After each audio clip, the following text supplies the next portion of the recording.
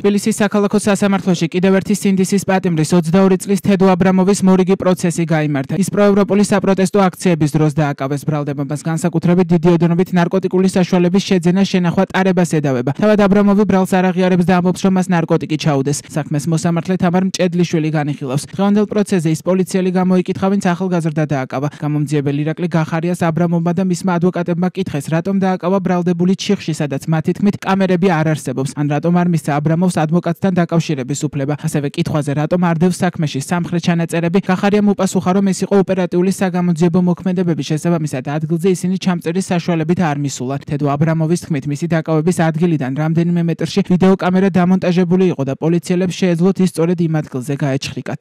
თქვენ მიიღეთ თუ არა ზომები და რა ზომები მიიღეთ, რომ ვიდეო გადაღება მომხდარიყო აღნიშნულ ფაქტთან დაკავშირებით პირადი ჭრიკის და დაკავების დროს? ჩემს თანამშრომელთან, ვინც უშუალოდ მონაწილეობდა საგამოძიებო მოქმედებაში, მქონდა სიტყვიერი კომუნიკაცია, იყო თუ არ იყო იმ ადგილას ისეთი კამერა დამონტაჟებული, რომელიც უშუალოდ პირადი ჭრიკის მიმდინარეობას ასახავდა. ამაზე განვიცხადეთ, რომ ესეთი კამერა არ იყო. ესეთი კამერა რო ყოფილიყო, ამოვიღებდი ამ კამერას ჩანაწერებს და დაუთავდი სისხლის ზამთრის საქმეს.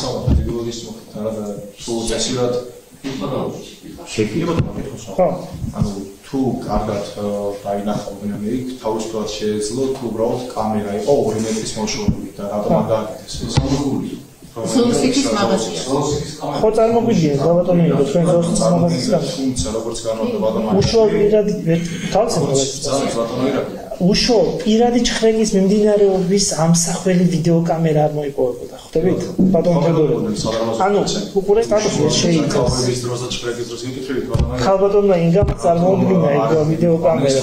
იქ მდებარე კამერასთან რაც უბრალოდ შეეძლო ძალიან მაგარი გაიგეთ. 2 მეტრის. ხო, არ ვიცი, ვერ გეტყვის. ის ამატავა არ ვიცი.